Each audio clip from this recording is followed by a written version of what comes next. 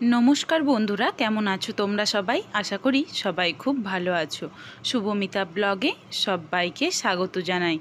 आज के तोमादेर साथे टक डालेर रेसिपि शेयर करब। टक डाल माने हलो आमेर दिए टक डाल। तो এই टक डाल आज के एकटू अन्यरकम भावे बानाबो।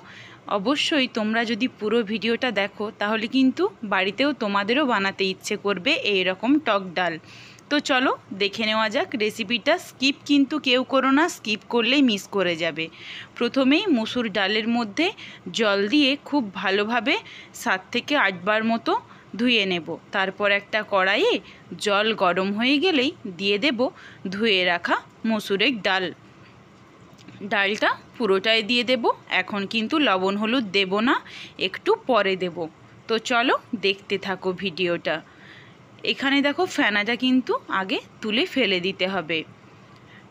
एई रकम जखोनी फुटबे, फुट धरलेई किन्तु अनेकटाई फेना बेरिये आसबे। एइभाबे एकटा डाबुर साहाज्ये फेनाटा तोमराओ तुले फेले देबे, ताहले देखबे परिष्कार हये जाबे डालटा। এইভাবে কিন্তু অল্প অল্প ফেনা বেরোতেই থাকবে। তো যতটা তোলা যাবে ততটাই তুলব, পুরোটা কিন্তু তোলা যাবে না। দেখো আর উঠছে না, হয়ে গেছে আমার যেটুকু ওঠার। এরপর এর সাথে দিয়ে দেব পরিমাণ মতো লবণ। লবণটা দিয়ে দিলাম পরিমাণ মতো। এরপর দিয়ে দেব সরষের তেল। সরষের তেল দিয়েছি হাফ টিস্পুনের মতো। এই তেলটা দিলে কিন্তু ডালটা খুব তাড়াতাড়ি সেদ্ধ হয়ে যাবে, খুব সুন্দর একটা গন্ধও আসবে ডালের মধ্যে। আর দিয়ে দিয়েছি পরিমাণ মতো হলুদের গুঁড়ো। ভালোভাবে এরপর নাড়াচাড়া করেই ঢেকে দিলাম। ঢাকনা খুলে দেখো হাফ সেদ্ধ হয়েছে ডালটা। এরপর দিয়ে দিচ্ছি কেটে রাখা আম। আম দেওয়ার পর ভালোভাবে নাড়াচাড়া করে নিলাম। দেখে নাও হাফ সেদ্ধই হয়েছে ডালটা, এই যে দেখিয়ে দিলাম। এরপর ঢাকা দিয়ে কিন্তু ভালোভাবে পুরো ডালটা সেদ্ধ করে নিতে হবে। এখানে রসুন নিয়ে নিয়েছি, রসুনটাকে বেটে নিতে হবে। দেখো ডালটা কিন্তু পুরো গলে গেছে, খুব ভালোভাবে সেদ্ধ হয়ে গেছে। এরপর আমগুলো কিন্তু একটা দুটো এইভাবে চিপে চিপে এর সাথে মিশিয়ে দিতে হবে যাতে টকটা চলে আসে। আর এইভাবে ভালোভাবে ঘুরিয়ে দিতে হবে।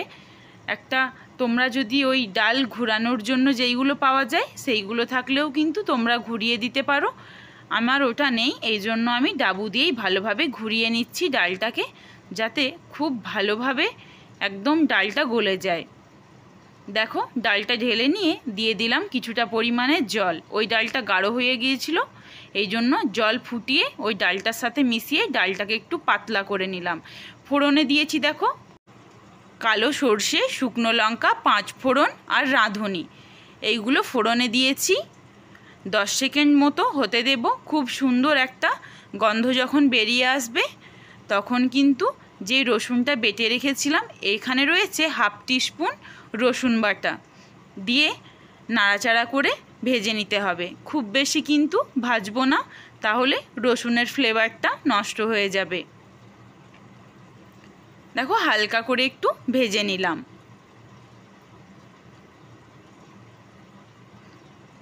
হালকা লালচে বর্ণ আসলেই কিন্তু দিয়ে দিতে হবে ডাল। রসুনটা দেখো ভাজা হয়ে গেছে, আর বেশি পোড়াবো না। এরপরই হালকা হালকা একটা লাল রং চলেই এসেছে। দিয়ে দিলাম ডাল। যে ডালটা সেদ্ধ করে রেখেছিলাম পুরোটাই দিয়ে দিলাম। আমি একটু পাতলা করেছি এই ডালটা, তোমরা চাইলে একটু মোটা মানে একটু ঘনও করতে পারো। দিয়ে দেব অল্প চিনি। টক ডালে কিন্তু অল্প একটু চিনি দিলে খেতে বেশ ভালোই লাগে। এরপর ডালটাকে খুব ভালোভাবে এইভাবে ঘুরিয়ে ঘুরিয়ে নাড়াচাড়া করে নিতে হবে। আমি কিন্তু আরেকটু টক বাড়ানোর জন্য এখানে আমগুলো তুলে নিচ্ছি। নিয়ে ভালোভাবে আমগুলোকে চেপে তারপর ডালের মধ্যে মিশিয়ে দেব। দেখো এইভাবে চেপে দিয়েছি দুটো আম তুলে, এরপর ডালের মধ্যে মিশিয়ে দিলাম। আমগুলো কিন্তু খুব বেশি এটা টক নেই, এই জন্য আমগুলো গোলা গোলা হয়নি। দেখো ডাল কিন্তু রেডি। এরপর নামিয়ে নিলাম। বাড়িতে কিন্তু সবাই অবশ্যই একবার এইভাবে ডাল বানিয়ে খেয়ে দেখো। ভিডিওটা কেমন লাগলো অবশ্যই কমেন্ট করে জানিও। যদি ভালো লাগে লাইক কমেন্ট শেয়ার করে দিও, আর অবশ্যই সাবস্ক্রাইব করে পাশে থাকা বেল আইকনটি প্রেস করে দিও আমার প্রত্যেক দিনের নতুন নতুন ভিডিও পাওয়ার জন্য। সবাই ভালো থেকো, সুস্থ থেকো। পুরো ভিডিওটা দেখার জন্য অনেক অনেক ধন্যবাদ রইল।